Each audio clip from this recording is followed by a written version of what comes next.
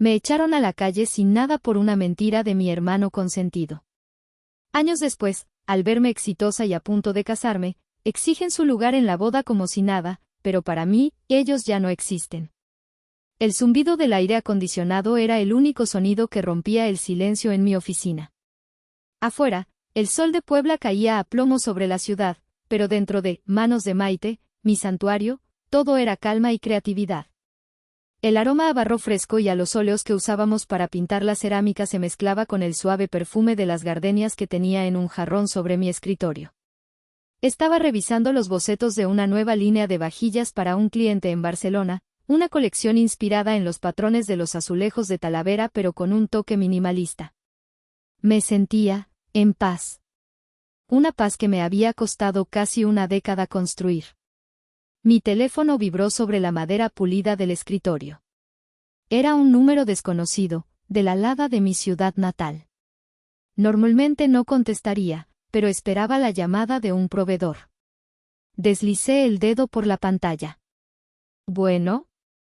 Hubo un silencio, solo una respiración contenida al otro lado de la línea. Por un instante, pensé que se habían equivocado. Maite, hija, ¿eres tú? El aire se escapó de mis pulmones. La voz, aunque cargada por los años y una extraña formalidad, era inconfundible. Era mi madre, Elodia. 8 años, 7 meses y 12 días sin escuchar esa voz. El corazón se me desbocó, golpeando mis costillas con una fuerza dolorosa. Una parte pequeña y estúpida de mí, la parte de 22 años que todavía estaba atrapada en el pasado, la que lloró hasta quedarse dormida en el taller de mi tío Silvestre, susurró una esperanza ingenua. Quizás, después de tanto tiempo, llamaba para pedir perdón. Quizás el tiempo realmente sanaba las heridas. Soy yo, respondí, mi voz más firme de lo que me sentía. Ay, hija, qué bueno escuchar tu voz, dijo con un tono meloso que me revolvió el estómago. He pensado tanto en ti todos estos años. Mentira. La primera de muchas, seguramente. ¿Qué necesitas, mamá? Fui directa. No tenía tiempo ni energía para sus juegos. Hubo otra pausa. Podía imaginarla al otro lado, en la cocina de la casa en la que crecí, retorciéndose las manos, preparando el terreno para el golpe. Bueno, es que, tu tía Lidia nos contó. Vio en el Facebook de no sé quién, que te vas a casar. Ahí estaba. La razón. No era arrepentimiento. Era una invitación que ella creía merecer. Sí, me caso en 2 meses, confirmé, sintiendo como una capa de hielo se formaba alrededor de mi corazón. La tonta esperanza de hace un minuto murió congelada. ¡Qué maravilla, mi niña! Tu padre y yo estamos tan felices por ti. Sabíamos que te iría bien, siempre fuiste tan lista. Otra mentira. Para ellos, yo nunca fui lista, solo era útil. Hasta que dejé de serlo. Obviamente, tu padre, tu hermano Tadeo y yo iremos. Solo necesito que me mandes la dirección y la fecha exacta, ya sabes, para ir viendo los trajes y todo eso. A tu hermano le hará mucha ilusión verte. La audacia de sus palabras me dejó sin aliento. No era una pregunta. No era un ¿podríamos ir? Era una orden, una declaración de un derecho que ellos mismos habían quemado hasta convertirlo en cenizas 8 años atrás. Me quedé en silencio, escuchando su respiración impaciente. Esperaba una respuesta inmediata, una capitulación. Porque en su mundo, yo seguía siendo la hija obediente, la que agachaba la cabeza. No te preocupes por el regalo, continuó, como si ese fuera mi principal problema. Lo importante es que la familia esté unida en un día tan importante. No puedes dejar que tu familia se vea mal, que la gente piense que no invitaste a tus propios padres. Tengo que pensarlo, respondí, las palabras saliendo como astillas de mi garganta. ¿Pensarlo? ¿Qué hay que pensar, Maite? Somos tu familia. Su tono cambió, la miel se convirtió en veneno. No seas infantil. Lo pasado, pasado está. Ahora compórtate como la mujer adulta que se supone que eres. Adiós, mamá. colgué antes de que pudiera decir otra cosa. El teléfono cayó de mi mano temblorosa sobre los bocetos. La paz de mi oficina se había hecho añicos. El aroma a barro y flores de repente me pareció sofocante. Afuera, el sol seguía brillando, pero para mí, la noche más oscura de mi vida acababa de llamar a mi puerta, exigiendo que la dejara entrar. Antes de que mi familia me expulsara, antes de que la palabra ladrona se adhiriera a mi piel como una segunda piel quemada, mi vida estaba definida por un museo de pequeñas traiciones. Heridas que, por sí solas, parecían insignificantes, pero que juntas formaban el mapa de mi exilio. La primera pieza de esa dolorosa colección era de plata y turquesa. Mi abuela, la madre de mi padre, fue la única persona en esa casa que alguna vez me miró como si yo fuera un tesoro. Era una mujer de manos arrugadas y sonrisa fácil que olía a canela y a tierra mojada. Cuando cumplí 15 años, me llevó a su habitación, un pequeño cuarto lleno de luz y recuerdos, y abrió un alajero de madera oscura. Sacó un collar.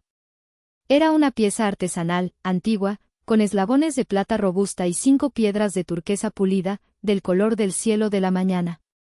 Este fue el primer regalo que me dio tu abuelo, me dijo, su voz un susurro frágil. Ha estado en nuestra familia por generaciones. Ahora es tuyo, Maite. Para que te proteja siempre y te recuerde que vales más que todo el oro del mundo. Me lo puso alrededor del cuello. El metal estaba frío al principio, pero pronto se calentó con el calor de mi piel. Se sentía pesado, sustancial. Era mi tesoro más preciado. Lo usaba solo en ocasiones especiales, y el resto del tiempo lo guardaba en su caja de terciopelo azul, en el fondo de mi cajón de la ropa interior. Un mes después de mi cumpleaños número 17, el collar desapareció. Busqué por todas partes, vaciando cajones, sacudiendo sábanas, sintiendo el pánico crecer en mi pecho como una marea negra. Cuando finalmente me di por vencida, fui con mi madre, con lágrimas en los ojos. Mamá, no encuentro el collar de la abuela. Elodia ni siquiera levantó la vista de la revista que estaba leyendo. Seguro lo perdiste, hija. Siempre andas en las nubes, eres una descuidada. No hubo consuelo, no hubo ayuda. Solo una acusación perezosa. Pero yo no era descuidada, no con ese collar. Sabía exactamente dónde lo había guardado. La sospecha, fría y horrible, comenzó a formarse en mi mente. Mi hermano Tadeo llevaba una semana quejándose de que necesitaba dinero para una inversión. Tenía 2 años más que yo, era el príncipe de la casa, el niño de oro cuyos fracasos siempre eran culpa de alguien más. 2 días después, mi sospecha se confirmó. Tadeo llegó a casa con un reloj nuevo, uno de esos modelos deportivos caros con cronómetro y 1000 funciones inútiles. Se lo enseñaba a sus amigos en la puerta de la casa, su voz resonando con una arrogancia que me revolvía el estómago. ¿Les gusta? Un pequeño capricho que me di, decía, inflando el pecho. Esa noche, cuando todos dormían, entré en su cuarto. No fue difícil encontrar la caja de mi collar. Estaba vacía, arrojada en el fondo de su cesto de ropa sucia, el terciopelo azul manchado con algo pegajoso. La confrontación ocurrió en el desayuno. Puse la caja vacía sobre la mesa, justo al lado de su plato de chilaquiles. ¿Dónde está, Tadeo? Él me miró con los ojos muy abiertos, fingiendo inocencia. ¿De qué hablas, loca? Mi collar. El de la abuela. Sé que lo tomaste. Antes de que pudiera responder, mi padre, Genaro, intervino. Su voz era un trueno. Maite, ¿qué diablos te pasa? ¿Cómo te atreves a acusar a tu hermano? Vi la caja en su cuarto, y él tiene un reloj nuevo, grité, mi voz quebrándose por la impotencia. ¿Y qué? ¿Acaso un hombre no puede comprarse lo que quiere? Dijo mi padre, poniéndose de pie. Tu hermano está tratando de salir adelante, de hacer negocios. En lugar de apoyarlo, lo acusas de ser un ratero, ¡qué vergüenza! Mi madre se unió al coro. Ay, Maite, siempre tan celosa de tu hermano. Él es hombre, necesita lucir bien, tener sus cosas. Tú eres mujer, ¿para qué quieres tantas joyas? Además, seguro lo perdiste y ahora quieres culparlo a él. Me quedé allí, de pie, mientras ellos tres formaban un frente unido contra mí. Tadeo, con una sonrisita triunfante, empezó a comerse sus chilaquiles. Yo era la villana por notar el robo, no él por cometerlo. Esa mañana aprendí una lección fundamental: en mi familia, la verdad no importaba. Lo único que importaba era proteger la frágil imagen del príncipe heredero. El collar de mi abuela no solo había sido robado, su recuerdo, su bendición, había sido profanada. Y yo fui la única que lloró su pérdida. La segunda pieza de mi museo era intangible, pero dolió mucho más que la pérdida de cualquier joya.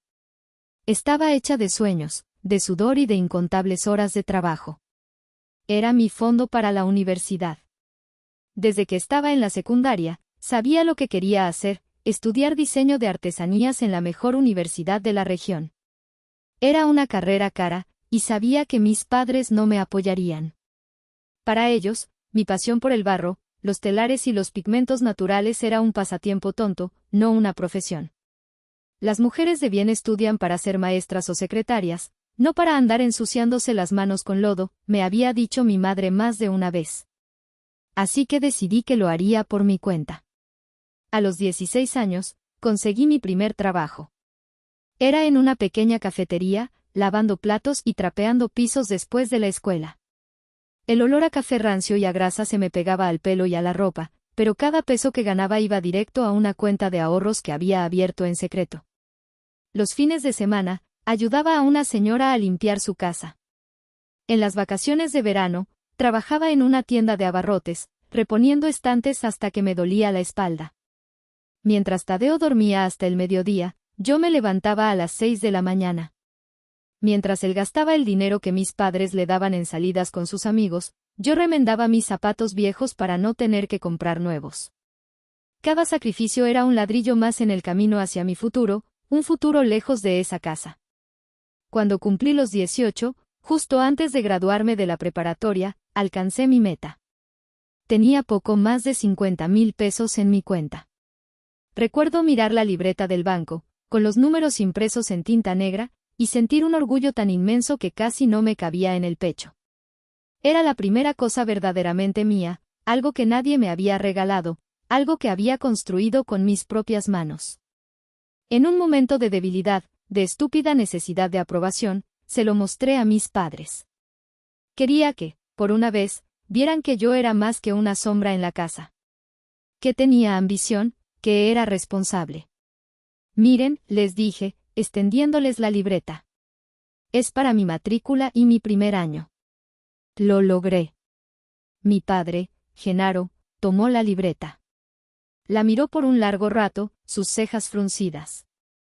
No dijo, felicidades. No dijo, estoy orgulloso de ti. Solo dijo, 50,000 pesos. Es un buen dinero.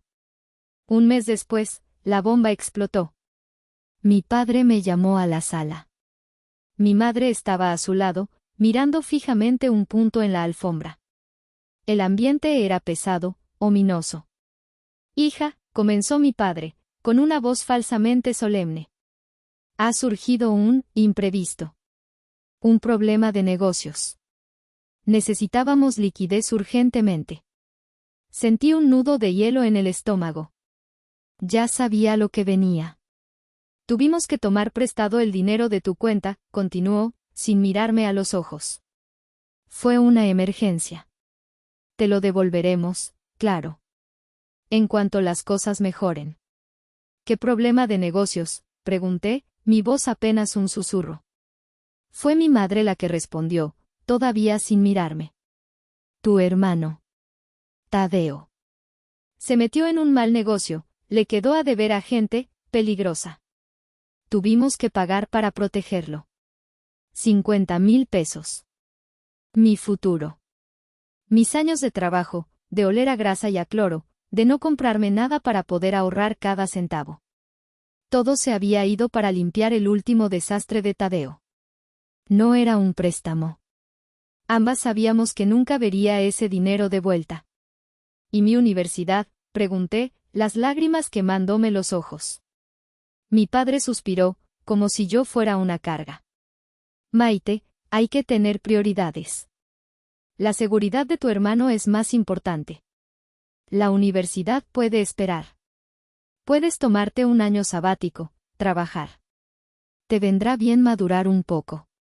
Esa noche, mientras escuchaba a Tadeo reír a carcajadas en la sala viendo una película con sus amigos, entendí otra dolorosa verdad. En esa familia, mis sueños siempre estarían en segundo lugar. Mi futuro era un recurso disponible, una cuenta de ahorros de emergencia para financiar los errores de mi hermano. Yo no era una hija, él era una red de seguridad. Y la red acababa de romperse. Tadeo no era un monstruo. O al menos, no empezó siéndolo. Los monstruos rara vez lo hacen. Se construyen pieza por pieza, con el ladrillo de la permisividad y el cemento de la excusa. Y en la construcción de mi hermano, mis padres fueron los arquitectos maestros. De niño, Tadeo era encantador. Tenía el pelo rizado de mi madre y la sonrisa fácil de mi padre. Aprendió pronto que con un puchero y una lágrima podía conseguir cualquier cosa. Si rompía un juguete, la culpa era del juguete por ser demasiado frágil.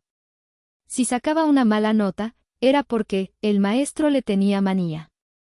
Nunca, jamás, fue responsable de sus propias acciones.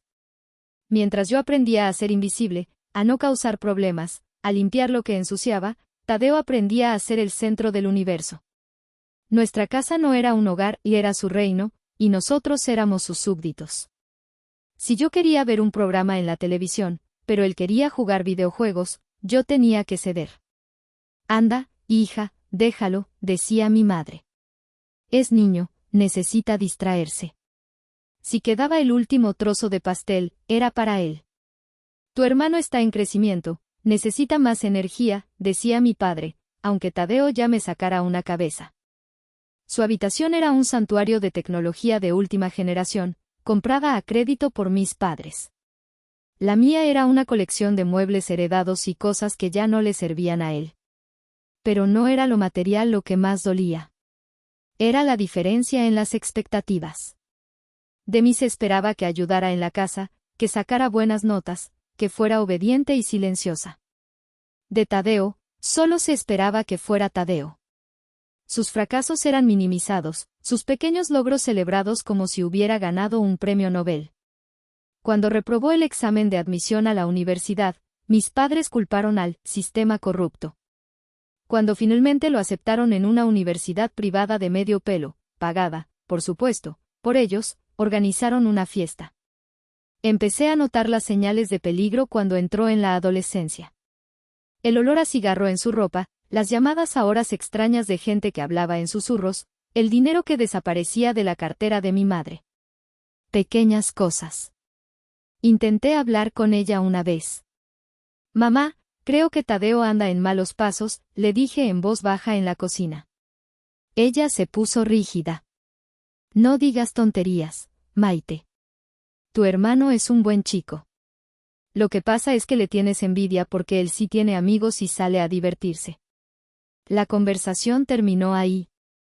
Era más fácil para ellos etiquetarme de celosa que enfrentar la posibilidad de que su creación perfecta tuviera defectos. Y Tadeo, consciente de su inmunidad, se volvió más audaz.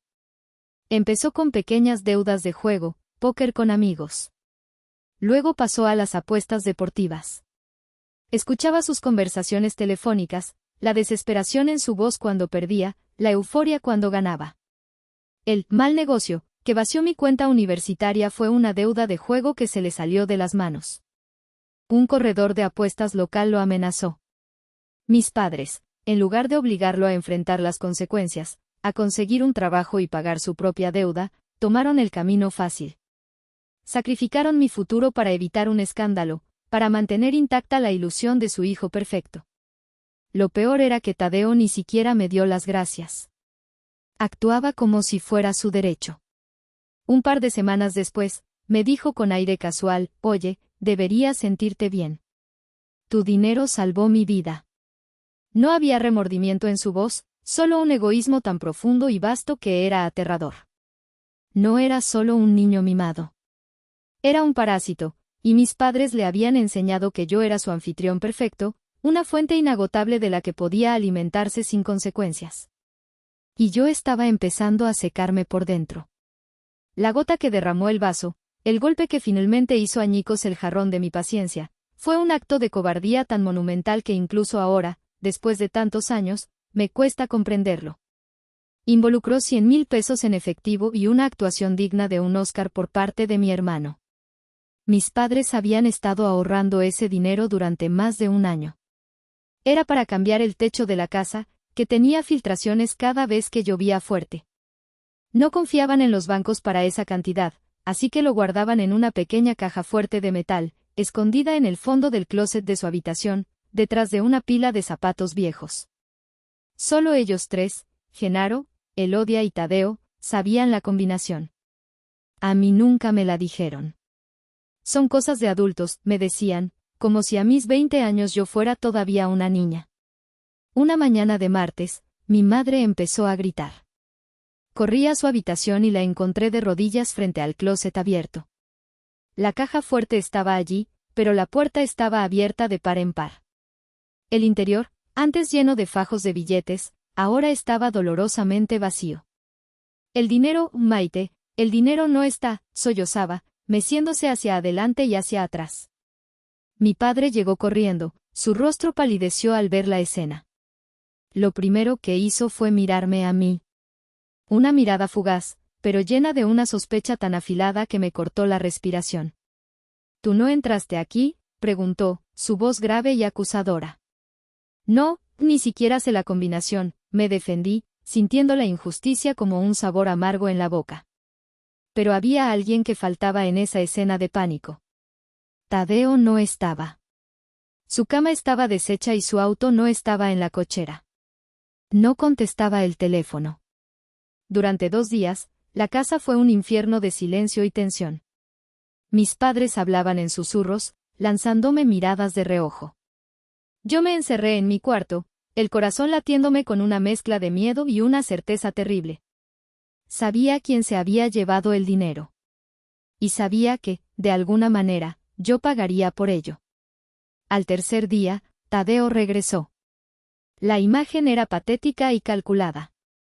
Entró por la puerta principal, cojeando visiblemente. Tenía el labio partido y un moretón que florecía en su pómulo derecho. Su ropa estaba rasgada. Se derrumbó en el sofá de la sala y comenzó a llorar, unos sollozos teatrales y desgarradores que hicieron que mi madre corriera a su lado. «Hijo mío, ¿qué te pasó? ¿Dónde estabas?»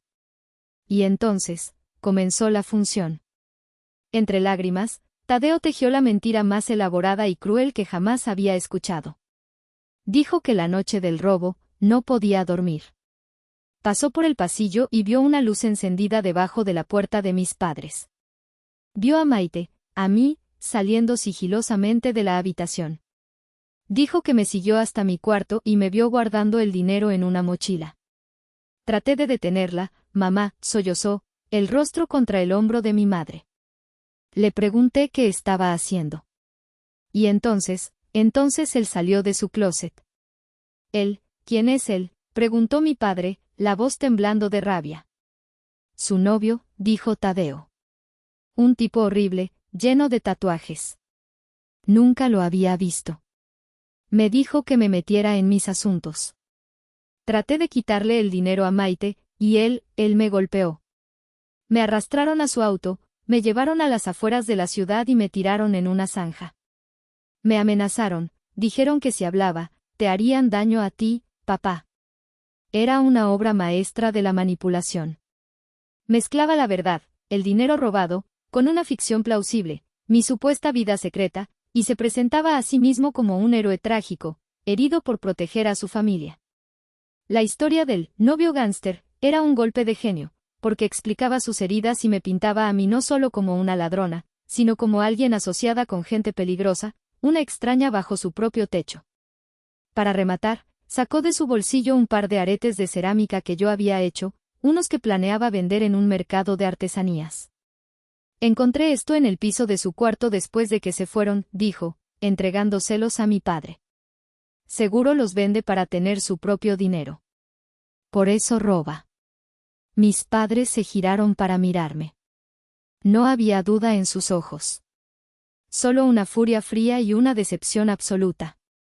Mi palabra contra la de su hijo herido y mártir no valía nada. La trampa se había cerrado. La sala de mi casa se convirtió en un tribunal. No hubo abogado defensor, no hubo presunción de inocencia. Solo había 3 jueces con la sentencia ya escrita en sus rostros. Yo era la acusada, de pie en medio de la alfombra, sintiéndome más pequeña y sola que nunca. «Es cierto», rugió mi padre, Genaro. La palabra resonó en la habitación. «No». «Claro que no, papá, es una locura, él está mintiendo». Mi voz era un hilo agudo de pánico. «Yo no tengo novio, nunca he visto a ese hombre del que habla, revisen mi teléfono, revisen mi cuarto, no hay nada». «Claro que no hay nada, ya lo limpiaste todo», gritó Tadeo desde el sofá, todavía acunado por mi madre. «Y borraste los mensajes, no soy estúpido». Me volví hacia mi madre, buscando una pizca de cordura, un recuerdo de la hija que había criado. «Mamá, por favor. ¿Me conoces? ¿De verdad crees que yo podría hacer algo así?» Elodia me miró. Y por un instante, un fugaz segundo, vi una vacilación en sus ojos. Una sombra de duda. Sabía que la historia de Tadeo era demasiado perfecta, demasiado melodramática. Sabía que yo nunca había dado un solo problema en mi vida. Pero entonces miró a su hijo, su creación, su orgullo, con el rostro magullado y temblando. Y eligió. Eligió la mentira cómoda sobre la verdad inconveniente.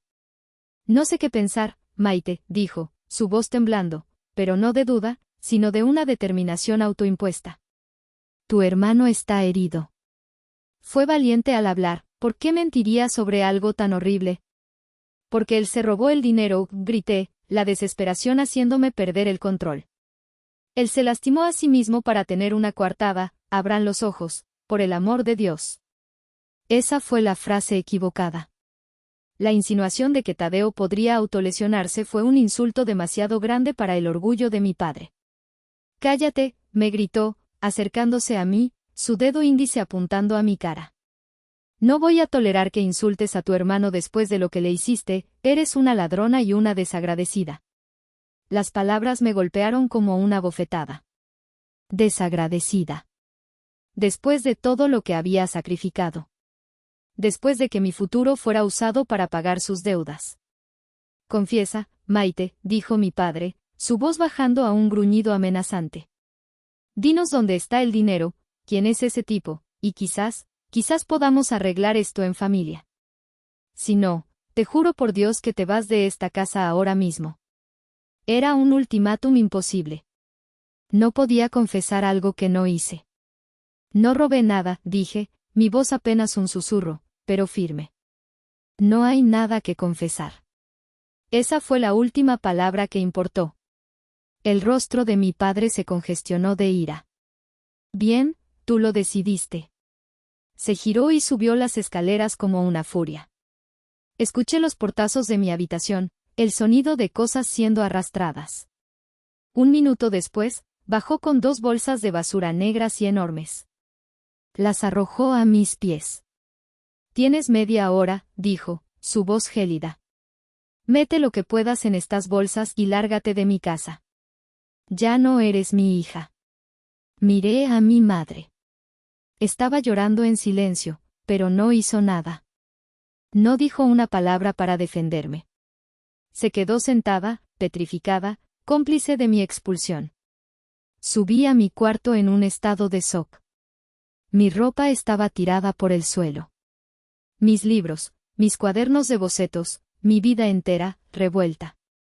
Con manos temblorosas, empecé a meter cosas en las bolsas. Un par de jeans, algunas playeras, mi cepillo de dientes.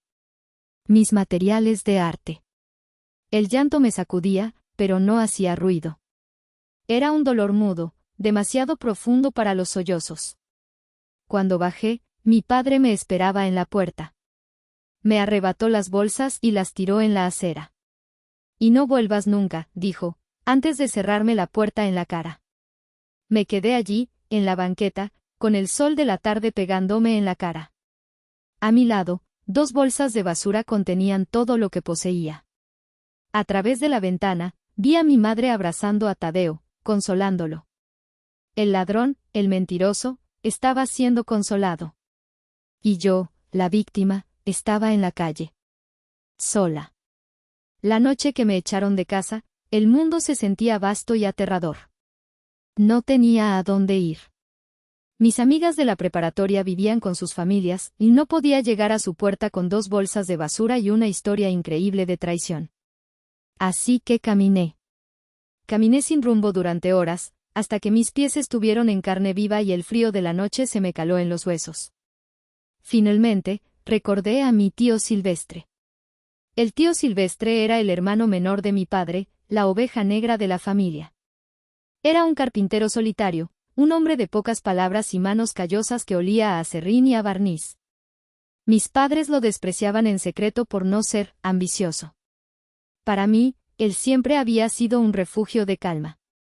Llegué a su taller, en un barrio viejo de la ciudad, pasada la medianoche.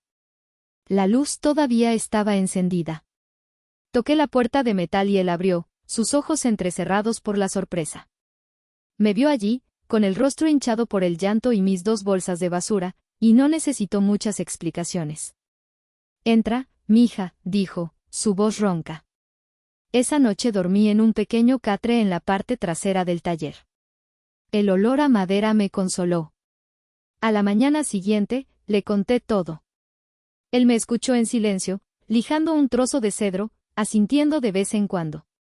Cuando terminé, dejó la lija y me miró. «Yo te creo», dijo. Esas 3 palabras fueron como un bálsamo para mi alma herida. Los primeros años fueron un infierno. El tío Silvestre me dio un techo, pero se negó a darme dinero. «El trabajo dignifica», decía. Y trabajé. Limpié casas, serví mesas en un restaurante de mala muerte, doblé ropa en una lavandería. Cada peso era una victoria. Por las noches, en el taller de mi tío, volvía a mi verdadera pasión. Con el poco dinero que ahorraba, compraba barro y esmaltes. Mis manos, adoloridas por el trabajo del día, encontraban alivio al moldear la arcilla. Creaba pequeñas piezas, tazas, platos, aretes, figuras de animales. Era mi terapia, la única forma de no volverme loca. Mi tío me dio un pequeño espacio en su puesto del mercado de los domingos. Al principio, la gente apenas miraba mis cosas. Pero poco a poco, empezaron a venderse. Una taza aquí, un par de aretes allá. Abrí una página en redes sociales, tomándole fotos a mis creaciones con mi teléfono viejo. Las llamé Manos de Maite. Fue en uno de esos mercados donde conocí a Damián. Él no estaba comprando, estaba observando. Se acercó a mi puesto y se quedó mirando una de mis tazas, una pieza azul cobalto con un diseño de colibrí grabado a mano. «Esto es hermoso», dijo, su voz genuinamente admirada. «Tienes un talento increíble». Nadie, aparte de mi tío, me había dicho eso nunca. Damián era consultor de marketing digital. Vio el potencial en mi trabajo que ni yo misma veía. Empezamos a hablar, primero de negocios, luego de la vida. Le conté mi historia, esperando que saliera corriendo. En lugar de eso, me tomó de la mano y dijo: «Cualquiera que no pueda ver tu valor no merece estar en tu vida». Con su ayuda, Manos de Maite despegó. Creamos una tienda en línea. Sus estrategias de marketing y mi dedicación al diseño fueron la combinación perfecta. Empezamos a recibir pedidos de todo México, luego de Estados Unidos, luego de Europa. El pequeño pasatiempo en el taller de mi tío se convirtió en un negocio de verdad. Dejé mis trabajos de limpieza. Alquilé un pequeño taller propio. Contraté a mi primera empleada. Damián y yo nos enamoramos profundamente.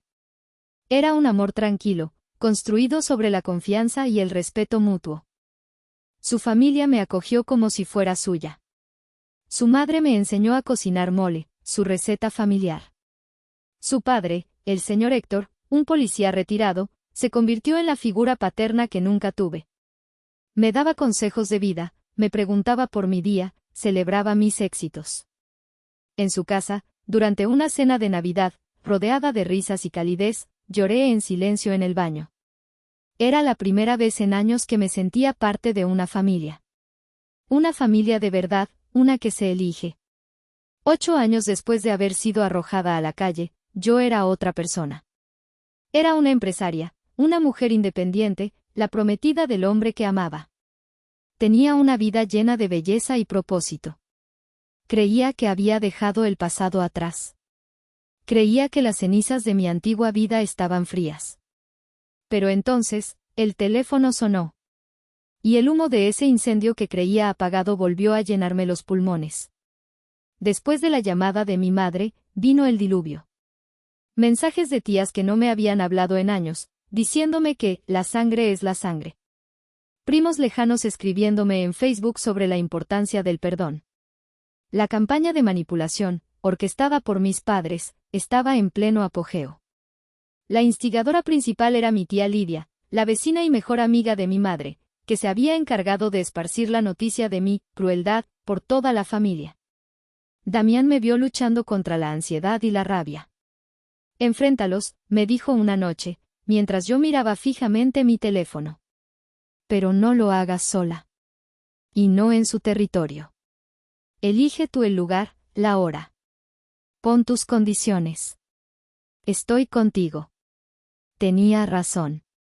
No podía seguir huyendo. Necesitaba cerrar ese capítulo, pero en mis propios términos. Decidí que los vería. No por ellos, sino por mí. Necesitaba apagar la última brasa de esperanza tonta que aún parpadeaba en mi interior, la que susurraba que quizás habían cambiado. Necesitaba escuchar su egoísmo de sus propios labios para poder, finalmente, ser libre. Elegí un restaurante caro y neutral en el centro de la ciudad. Un lugar público, bien iluminado, donde no podrían hacer una escena. Les envié un mensaje de texto con la dirección y la hora. La respuesta de mi madre fue casi inmediata: allí estaremos, hija. Llegué con Damián 5 minutos antes. Él me tomó la mano por debajo de la mesa, un ancla de calma en mi mar de nervios. Llegaron 15 minutos tarde. Los vi entrar, mi padre, Genaro, con una camisa que le quedaba apretada, tratando de parecer importante, y mi madre, Elodia, con un vestido floreado y una expresión de mártir ensayada, y Tadeo, mi hermano, caminando detrás de ellos, con la mirada baja, como si estuviera avergonzado. Se sentaron frente a nosotros. El aire se llenó de una tensión palpable. Maite, qué guapa estás, dijo mi madre, su voz llena de una falsa calidez. La vida te ha tratado bien. Yo me he tratado bien, respondí, mi voz fría. Un mesero se acercó a tomar la orden.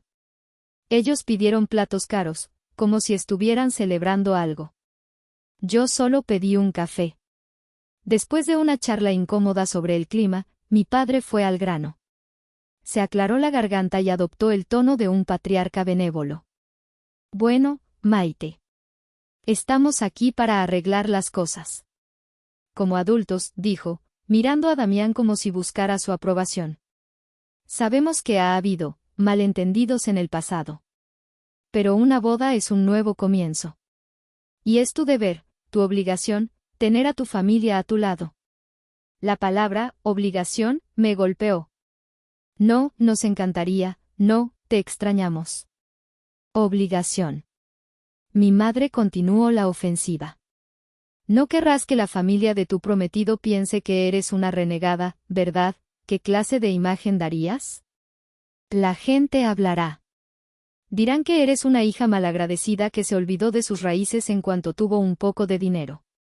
Era un ataque coordinado, una estrategia de culpa y presión social.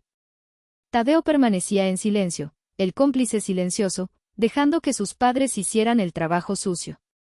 Sabían que mi imagen pública, ahora que tenía un negocio, era importante para mí, y estaban usando eso como arma. Pero no sabían que la mujer sentada frente a ellos ya no era la niña asustada que habían echado a la calle. Dejé que terminaran su discurso. Dejé que expusieran toda su arrogancia, su sentido de derecho, su completa falta de remordimiento.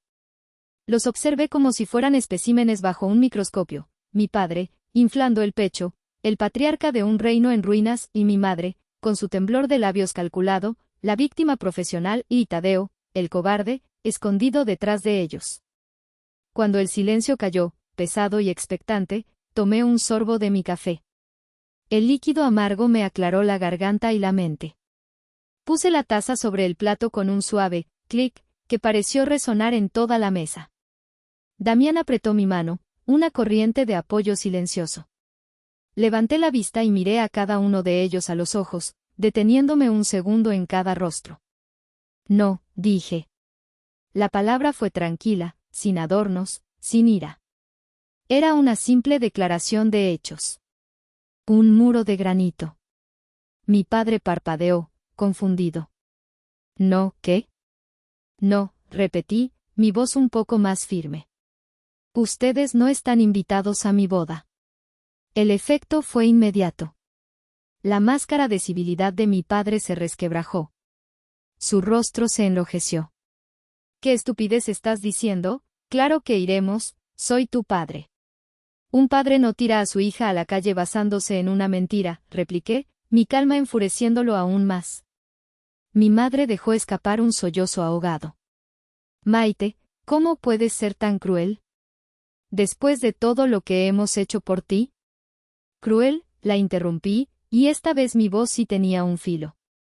¿Quieren hablar de crueldad? Hablamos de dormir en el taller de mi tío porque mi cama ya no era mía, hablamos de trabajar 16 horas al día para pagar una renta mientras ustedes le compraban un auto nuevo a su hijo con el dinero que yo ahorré para la universidad. ¿O hablamos de la crueldad de dejar que toda la familia, todos sus amigos, pensaran durante 8 años que soy una ladrona? Cada pregunta era un golpe. Podía verlos retroceder, no por la culpa, sino por el shock de que yo me atreviera a recordarles sus pecados en voz alta. Eso fue hace mucho tiempo, espetó mi padre. La gente comete errores. No fue un error, dije, mi voz bajando a un susurro gélido que silenció la mesa. Un error es tomar el camino equivocado. Lo que ustedes hicieron fue una elección. Eligieron creerle al mentiroso por encima de la hija que nunca les dio un problema. Eligieron su comodidad y su orgullo por encima de mi seguridad y mi bienestar. Eligieron sacrificarme para protegerlo a él. Y las elecciones, papá, tienen consecuencias. Me incliné hacia adelante, asegurándome de que vieran la ausencia total de miedo en mis ojos. Mi boda será un día de alegría, rodeada de gente que me ama y me respeta. Ustedes no pertenecen a ninguna de esas categorías. Así que la respuesta es no y no es negociable. Mi calma los desarmó. Esperaban gritos, lágrimas, un drama que pudieran controlar. No esperaban una resolución de acero. Se quedaron sin palabras, mirándome como si fuera una extraña. Y lo era. La Maite que ellos conocían había muerto en la acera, frente a su puerta cerrada, 8 años atrás. Mi negativa final, tan absoluta e inquebrantable, los sumió en un silencio atónito. Se miraron unos a otros, buscando un nuevo guión, una nueva estrategia de ataque. Fue Tadeo, increíblemente, quien habló primero. Maite, por favor, dijo, su voz un murmullo lastimero. Era la primera vez que hablaba. Yo lo siento. Era joven, estaba asustado. Cometí un error terrible. Era una actuación. Podía verlo en la forma en que sus ojos evitaban los míos. Pero mis padres se aferraron a ello como a un salvavidas. ¿Lo ves?, dijo mi madre, su voz subiendo de tono, desesperada. Tu hermano se está disculpando, está arrepentido, ¿no tienes corazón? ¿No puedes perdonarlo? Y entonces, empujada por el pánico de ver que su plan se desmoronaba, soltó la bomba. No por un deseo de honestidad, sino como el último y más desesperado intento de manipulación. Nosotros sabemos que no fuiste tú, Maite, exclamó, las palabras atropellándose. Lo sabemos. El mundo pareció detenerse. Damián se tensó a mi lado. Miré a mi madre, cuyo rostro estaba contraído por el llanto y la frustración. ¿Qué dijiste?, pregunté, mi voz peligrosamente tranquila. Fue mi padre quien continuó, su voz grave y derrotada. Unas semanas después ¿de qué te fuiste? Vino un hombre a la casa. Un cobrador. Buscaba a Tadeo. Amenazó con llamar a la policía si no pagaba una deuda de juego enorme. Para que nos dejara en paz, Tadeo, él confesó. Confesó que había tomado el dinero para pagarle a ese tipo. La verdad. Ahí estaba. Cruda, fea y 8 años tarde. No fue una revelación que me trajera alivio, sino una ola de náuseas. No solo me habían juzgado mal. Me habían juzgado correctamente y aún así me habían condenado. ¿Desde cuándo lo saben?, pregunté, aunque ya temía la respuesta. Desde entonces, susurró mi madre. Desde hace casi 8 años. ¿Y por qué no me llamaron? ¿Por qué no me buscaron? ¿Por qué me dejaron vivir pensando que me odiaban por algo que no hice? La excusa que dieron fue tan patética, tan egoísta, que casi me hizo reír. Era demasiado tarde, dijo mi padre, frotándose la cara. El daño ya estaba hecho. Decir la verdad solo hubiera causado un escándalo terrible. Habría arruinado la reputación de Tadeo, la reputación de la familia. Pensamos que tú saldrías adelante. Siempre has sido fuerte. Pensamos que era mejor dejar las cosas como estaban. ¿Mejor para quién?, pregunté, mi voz temblando por primera vez, no de tristeza, sino de una rabia pura e incandescente. ¿Mejor para ustedes, para el cobarde que está sentado ahí? Se quedaron en silencio. No había defensa posible para su crimen. No fue un malentendido. Fue una conspiración. Me habían usado como chivo expiatorio, sacrificando mi vida y mi nombre en el altar de su comodidad y su imagen pública. Su confesión no era un acto de contrición. Era una herramienta. Pensaban que al admitir la verdad, me darían lo que yo quería y que, a cambio, yo les daría lo que ellos querían, una invitación a mi boda. Me levanté lentamente de mi silla. Damián se levantó conmigo. Gracias, dije, y ellos me miraron, confundidos, una chispa de esperanza en sus ojos. Gracias por confirmar que tomé la decisión correcta. Gracias por darme la respuesta que necesitaba para cerrar esta puerta para siempre. Tomé la mano de Damián. Disfruten su cena. Y nos fuimos. Dejándolos allí, en medio del lujoso restaurante, con sus platos caros y su verdad podrida. Por primera vez en 8 años, no sentí el peso de su juicio sobre mis hombros. Sentí ligereza. Sentí libertad. Nuestra retirada del restaurante no fue el final del drama, fue el comienzo de la guerra. Si antes habían librado una campaña de susurros y manipulación, ahora declararon una ofensiva total. Mi teléfono se convirtió en un arma en mi contra. Mensajes de familiares que nunca había conocido me acusaban de ser un monstruo sin corazón. Mi tía Lidia, la vecina, le contó a quien quisiera escuchar que yo había humillado a mis padres en público y que me había reído de sus lágrimas. La narrativa que construyeron fue astuta. Maite, la hija pródiga que se hizo rica, ahora despreciaba a su humilde familia y se negaba a perdonar un pequeño error del pasado.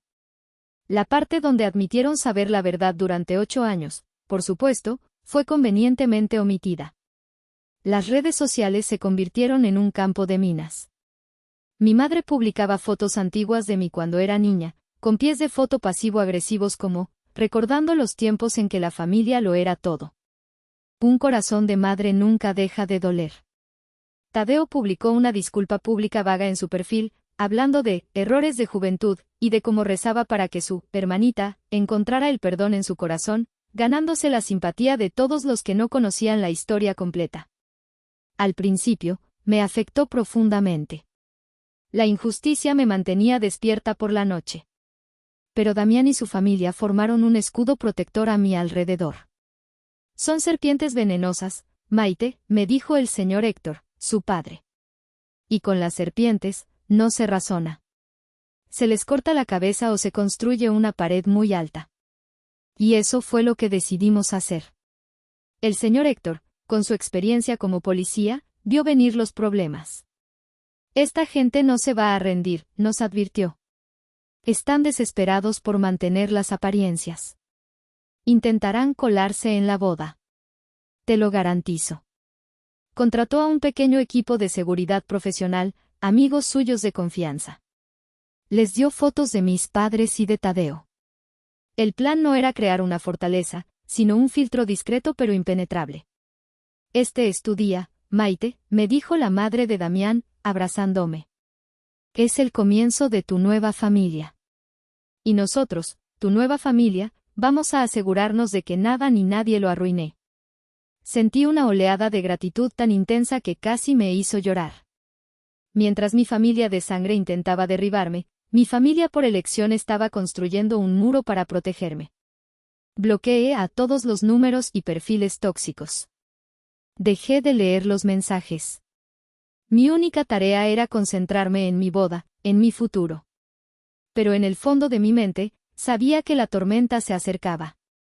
Y que el día de mi boda, inevitablemente, golpearía. El día de mi boda amaneció perfecto. El cielo estaba de un azul intenso, sin una sola nube. La ceremonia se celebraría en los jardines de una hermosa hacienda a las afueras de la ciudad. Mientras me arreglaba con mi suegra y mis damas de honor, sentí una calma que no esperaba.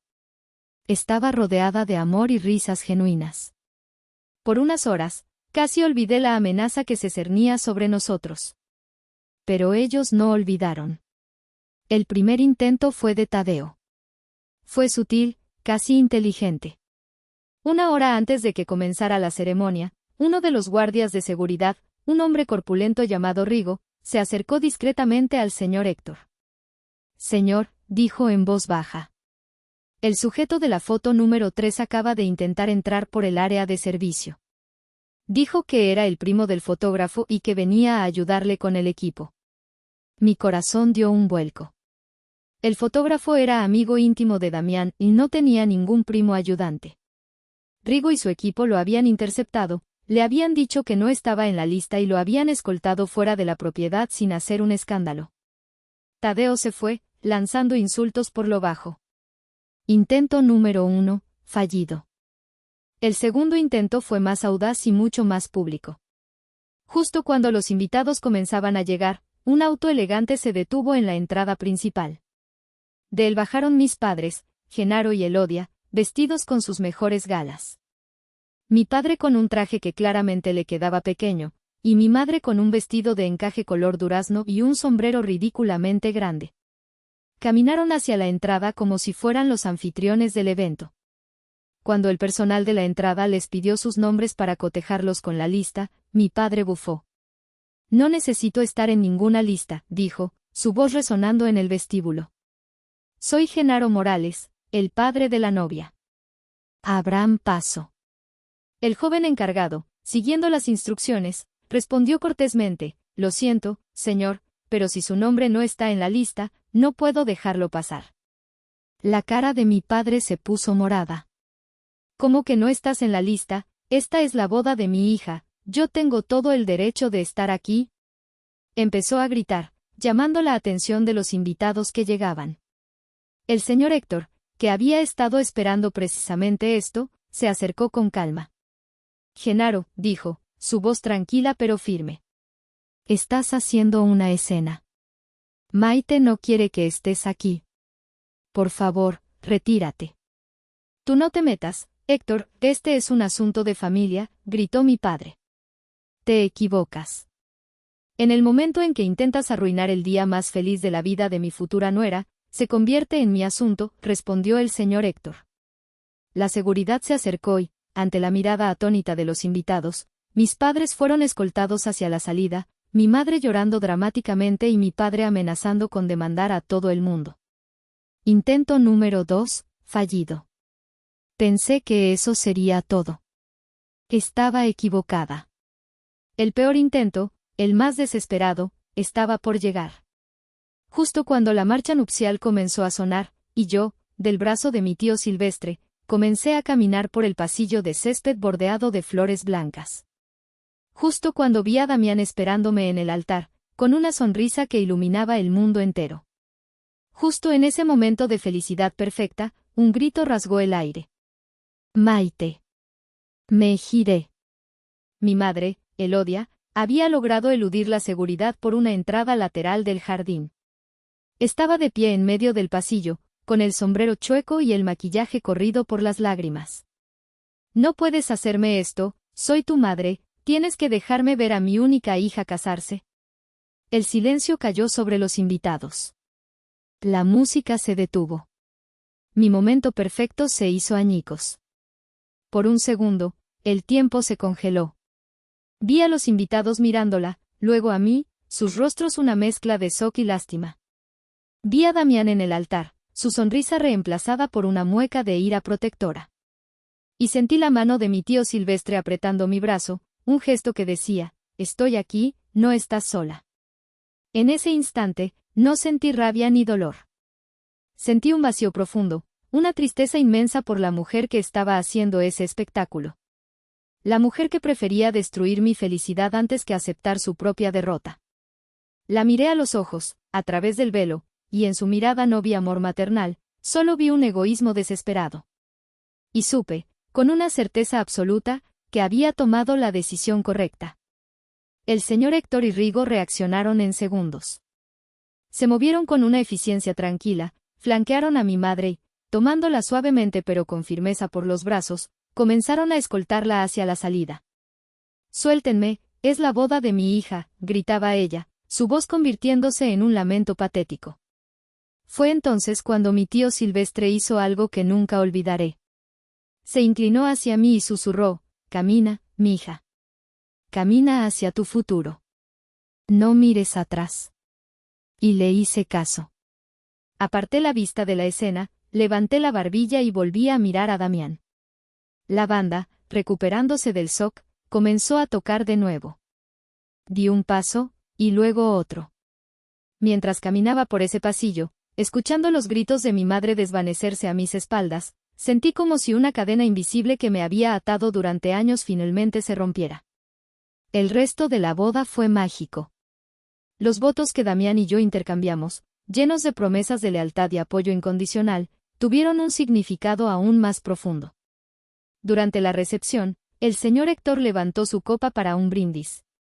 Hoy, dijo, mirándome con un orgullo que me llenó los ojos de lágrimas, nuestra familia no solo le da la bienvenida a una nuera. Le damos la bienvenida a una hija. Una hija valiente, fuerte y admirable. Bienvenida a casa, Maite. Al día siguiente, con la resaca emocional y la felicidad todavía burbujeando en mi pecho, hice una última cosa. Me senté frente a mi computadora y escribí. Publiqué en mi perfil de Facebook, de forma pública, toda la historia. El robo del collar, el fondo universitario, la mentira de Tadeo, la confesión de mis padres y el espectáculo en la boda. No lo hice por venganza. Lo hice para construir un muro final e inquebrantable. Para proteger a mi nueva familia, a mi esposo, de tener que lidiar alguna vez con sus mentiras. Luego, uno por uno, bloqueé sus números, sus perfiles, y los de cada pariente que se había atrevido a llamarme cruel. Mucha gente, al leer la historia, me ha dicho que fui dura, que la familia es la familia y que debería perdonar. Pero yo creo que solo estaba protegiendo la paz que tanto me costó ganar. Construí mi propia familia, una basada en el amor y el respeto, no en la sangre y la obligación. Y esa es la única familia que me importa. Ahora les pregunto a ustedes, ¿estuve mal al cerrar esa puerta para siempre?